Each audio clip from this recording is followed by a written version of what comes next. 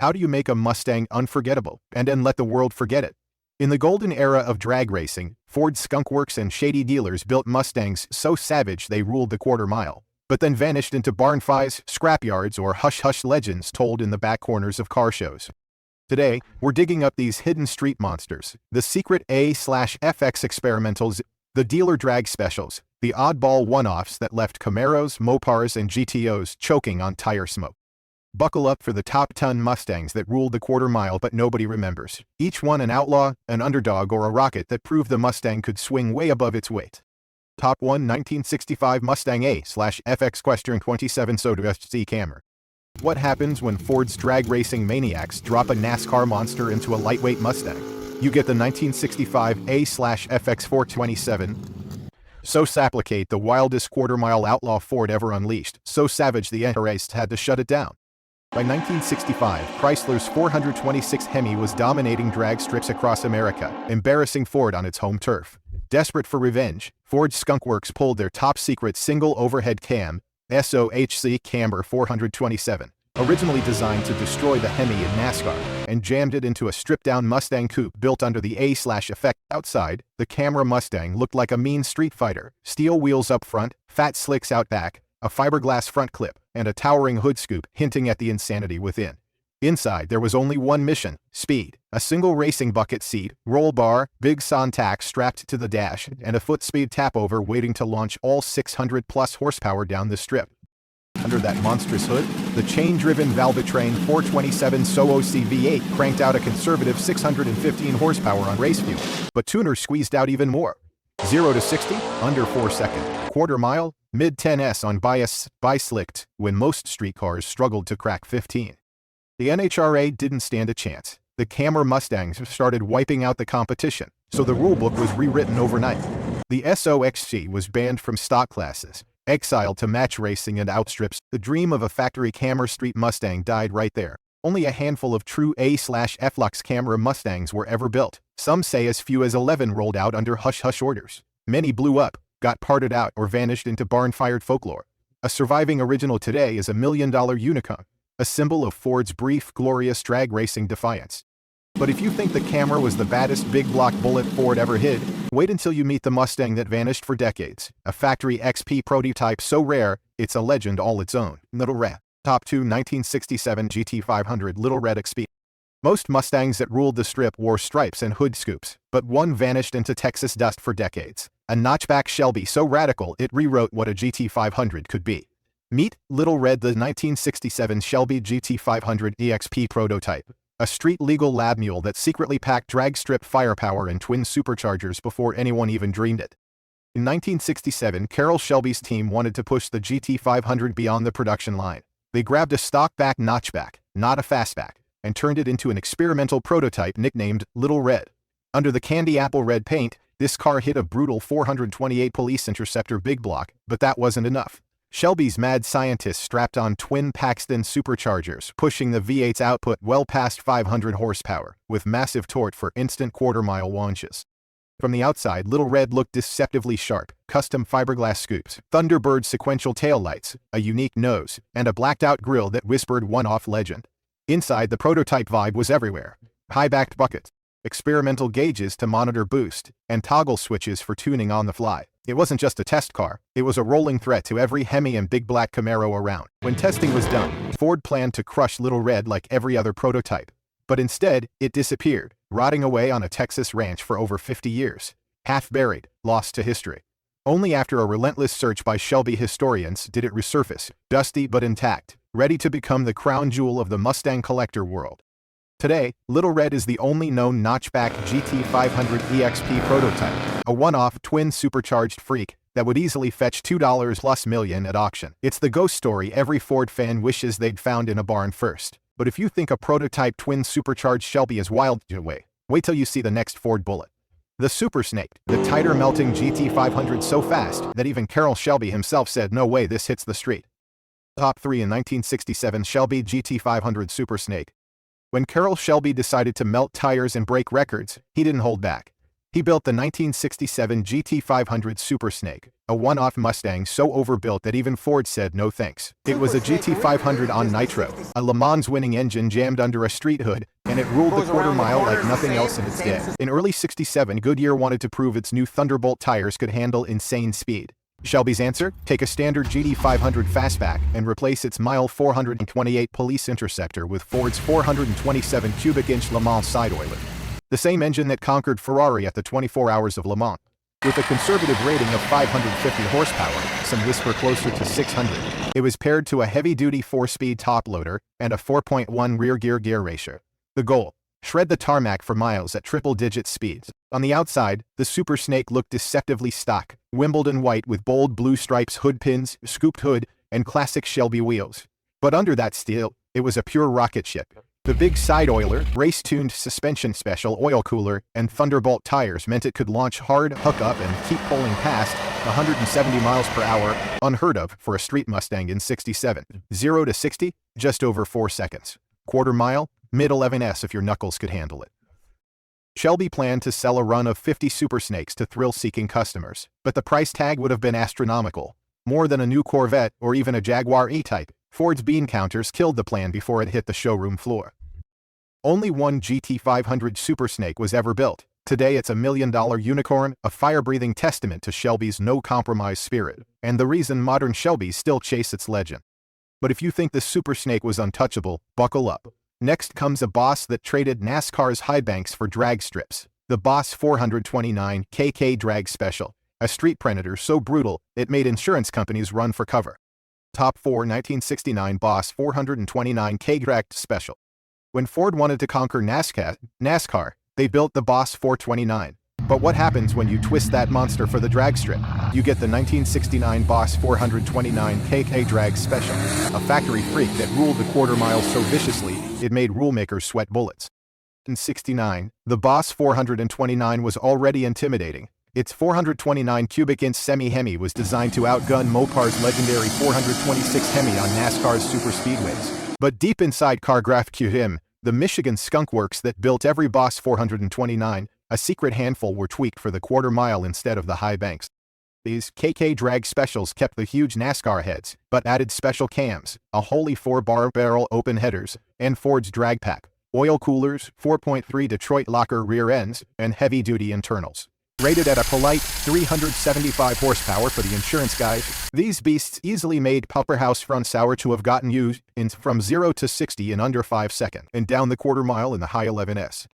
From the curb, they looked like any other Boss 429. Big functional scooper, Magnum 500 wheels, simple stripes. Inside, stripped of frills, just black buckets, a 4-speed top loader, and a big sun tack ready to scream past 7,000 RPM. These drag specials were never advertised. Some were quietly sold to local racers under the table. When the NHRA sniffed them out, the setup was banned for being too unfair. Only a handful of these KK drag specials survived, and when they pop up at auctions today, they fetch 7 figures from collectors who know this was Ford's nastiest drag pack. But if you think the Boss 429 was wild, wait for the next street brawler. The SportsRoof 428 SCJQ code, a sleeper that turns stoplights into quarter-mile starting lines. Top 5, 1969 Mustang SportsRoof 428 SCJQ code. Not every Mustang legend wore stripes and spoilers. Some just hid a sledgehammer under the hood. Meet the 1969 Mustang SportsRoof 428 Super Cobra Jet Q code, a big block sleeper that ruled the quarter mile while looking like your neighbor's grocery getter. In '69, the Cobra Jet 428 was already Ford's secret weapon against Mopars and Chevys, but the Q code option took it even further. When you ordered the 428 with the drag pack, you got stronger pistons, beefed-up internals, an external oil cooler, and a stout 4.3 Detroit locker rear end. That made it a Super Cobra Jet factory-built to drop jaws at the drag strip. Under the shaker hood sat a conservative 335 horsepower rating, but insiders knew these brutes were making closer to 400 horses stock. Nail the throttle and this steel shark would blast from 0 to 60 in about 5.5 seconds, with quarter-mile times in the low 13s, or better if you knew how to wrangle a clutch. From the outside, it was all hush-hush. The SportsRoof kept things subtle, simple scoop, minimal badging, and classic Magnum 500 wheels. Inside it was business, high-backed buckets, Hurst shifter, oil temp gauge, and maybe an AM radio you'd never hear over the roar. These Q-code monsters were never marketed as drag cars, but street racers knew. Many ended up loaned to local heroes for Friday night runs, and a lot got thrashed or totaled long before anyone thought they'd be collectible. Only a fraction survive today. Genuine Q-code SCJ sports roofs with original drag pack gear are six-figure gems, reminders that Ford knew exactly how to make a sleeper bite. And if you think the Q-code was nasty, wait until you see the next Mustang, the R-code Mach 1 that gave the same 428 STJ an attitude problem, and left burnout marks all over the 60S. Top 6, 1969 Mustang Mach 1 428 TCJ R-code. Think the Mach 1 was just for show? Think again. The 1969 Mustang Mach 1 428 Super Cobra Jet R-code wasn't just a pretty face with stripes. It was a street-legal battering ram built to demolish the quarter-mile, and anyone foolish enough to line up next to it. In 1969, Ford's performance engineers knew they needed a muscle car that looked good in the showroom and terrifying at the drag strip. Enter the R-code. You could walk into your dealer, order a Mach 1 with the 428 SCJ, check the drag pack box, and roll out with a factory monster. Under that bold shaker scoop sat the underrated 335 horsepower 428, but real numbers told a different story. With stronger internals, an external oil cooler, 4-bolt mains, and a rowdy cam, it easily cranked out 400-plus horsepower. Paired with optional 4.3 gears, it could rocket from 0 to 60 in about 5.4 seconds and tear through the quarter-mile in the high 12s, all in a car your mom might approve of. Outside, the R-code Mach 1 screamed attitude, blacked-out hood pins, Mach 1 side stripes, Cro-Magnum 500S, and rear window louvers that made Camaros sweat. Inside, it was all comfort and menace. High-backed buckets, wood-grain dash, Hurst shifter poking through the console, and a speedo that went way past your license would. Insurance companies hated these things. So did your tires. Many got drag raced to pieces, turned into street terrors, or stripped for parts when the muscle car bubble popped. Out of the thousands of Mach 1s made, only a small slice were true R-code SCJs with drag pack setups. Surviving numbers-matching cars can hit six figures easily at auction. Proof that the Mach 1 wasn't just cool, it was cruel. But if you think this R-code was peak 60 street brutality, buckle up. Next up is the 428 TCJ lightweight that went full race car and showed the quarter mile who was boss. Top 7, 1968 428 CJ lightweight. In a world where bigger meant better, the 1968 Mustang 428 Cobra Jet lightweight proved that cutting pounds was just as deadly as adding horsepower. This factory drag special took Ford's mightiest engine and dropped it into the lightest Mustang shell possible, creating a quarter-mile predator nobody saw coming. In early 1968, Ford launched the legendary 428 Cobra Jet V8, officially rated at 355 horsepower, but street racers knew better. With bigger heads, stronger internals, and ram air induction, these beasts easily pushed 400-plus horsepower, and more, with the right tweaks. But here's where it got sneaky. A handful of Cobra Jet Mustangs were built as lightweight drag specials. Stripped of sound deadening, insulation, and unnecessary trim, they used fiberglass hoods, thinner glass, and special aluminum parts to shed every ounce they could. Result? A street car that weighed a couple hundred pounds less than its showroom siblings. And that translated to tenths shaved off your ET. Inside, it was all business. Plain buckets, no frills, just a big tatch and a shifter ready to bang through the gears. 0 to 60, around 5.3 seconds, blistering for 1968. Quarter mile, mid-12s stock, but owners often tuned them into the 11s with slicks and headers. These lightweights were never mass-produced. Only 50 or so were rumored to exist, slipped out the back door to loyal racers. Most got hammered at local strips, blown up, or converted back to street cars when the drag racing cash dried up. Surviving, documented Cobra Jet lightweights are like finding a buried time capsule. Rare, raw, and worth every penny. At auction, they're six-figure legends that prove Ford could build a street sleeper that embarrassed just about everything. But if you think the lightweight PJ was wild, wait for the next one. The Tunnel Port Boss 322 prototype. The screaming small block that took on big blocks and changed the Trans Am game forever. Top 8 1969 Mustang Boss 32. Tunnel Port prototype. You've heard of the Boss 302, but what if I told you there was a version so radical that even Ford had to kill it? Meet the 1969 Mustang Boss 302. Tunnel Port prototype. The screaming small block that wanted to take big blocks out back and show them who really ruled the quarter mile. In 1969, Ford was neck-deep in the SCCA Trans Am wars. They needed every edge to beat Chevy's Camaro Z/28.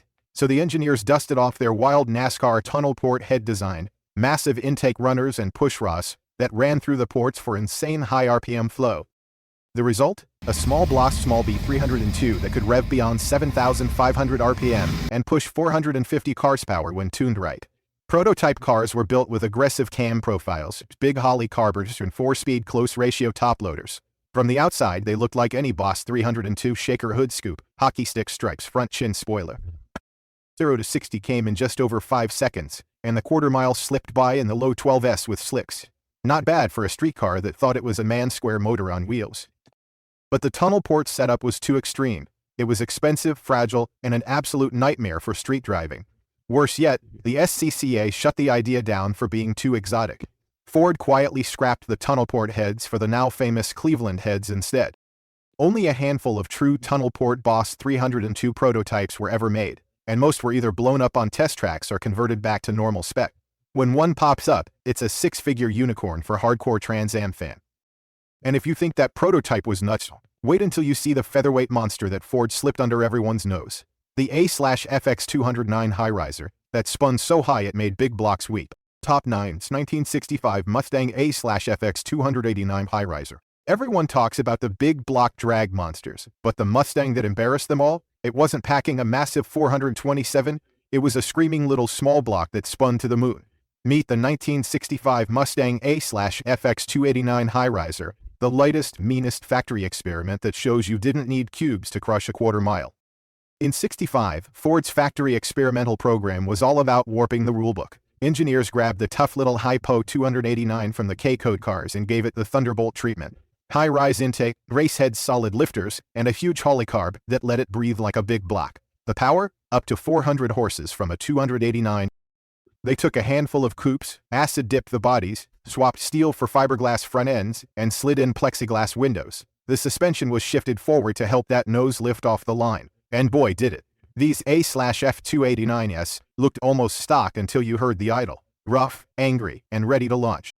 Inside, one bucket seat, a roll bar, sun hatch on the dash, and not much else. No carpet, no sound deadening, just raw, weight-saving simplicity. On slicks, these featherweights could do 0 to 60 in under 5 seconds, and blast through the quarter in the mid-10s faster than many big blocks ever dreamed. The NHRA didn't know what hit them. The weight advantage and high rescue scream made these 289 high-risers unfair competition, so they were banned from certain classes almost as soon as they showed up. Only about 5 were ever built, most trashed or parted out by backyard racers. The few real ones left, untouchable legends for hardcore collectors. And if you think this screaming small block was wild, wait till you see the Mustang that ditched its back seat, shrank its whole body, and became the weirdest forbidden prototype ever. Top 10 Young 65 Mustangs Shorty 2-seater prototype. Most Mustangs grew bigger to handle more power, but what if you went the other way? Cut one down until it was a pint-sized quarter-mile terror. Meet the 1965 Mustang Shorty 2-seater prototype. The forbidden pony so weird Ford had to bury it for decades. Back in 1964, legendary designer Vince Gardner pitched Ford an insane idea. What if the Mustang could double as a 2-seater sports car? They took a pre-production coupe, hacked 16-inch out of its middle, and reshaped the roof into a curvy fastback. With the back seat gone, it became a low-slung fiberglass-bodied rocket nobody expected. Under the hood, the Shorty packed a Hypo 289 V8 making around 271 horses. Same block as the K-Code cars, but thanks to its lightened chassis, it could launch like nothing else. 0 to 60 came in just under 6.5 seconds, more than enough to humiliate stock street cars at the stoplight. Inside, the back seat was replaced by a custom console and bucket seats that made it feel more like a Corvette than a Mustang. The nose was hand-shaped fiberglass with a unique grille, while the swoopy rear glass gave it an almost European sports car vibe. Shorty was meant to test public reaction, but Ford killed the idea fast, thinking it would cannibalize Thunderbird sales. They ordered it scrapped. Instead, it vanished for decades, hidden away in a warehouse until rediscovered, dusty, intact, and priceless. Today, only one Shorty exists. This weird Mustang unicorn is now insured for over $500,000, standing as proof that Ford once dared to dream different. The Shorty stands alone, a Mustang that proved sometimes the boldest ideas don't roar off the showroom floor. They vanish into barns, waiting to remind the world what might have been. One look at this chopped-up 2-seater oddball, and you know the quarter-mile may have belonged to big blocks and factory freaks, but it's the forgotten misfits like Shorty that keep Mustang legends alive. And that's a wrap on another ride through the raw power and hidden stories that make the muscle car world so damn addictive. Which forgotten quarter-mile king would you bring back for one more pass down the strip? Drop your pick in the comments. We love hearing which legends still get your heart racing. If you enjoyed tearing up the asphalt with us, smash that like button, share this video with your gearhead crew, and make sure you hit subscribe so you never miss the next underdog monster that once ruled the streets. Here at Muscle Cars Revolution, barn-fied and banned prototype gets the spotlight it deserves. Until next time, keep the gas pedal down, the stories alive, and always keep it classic.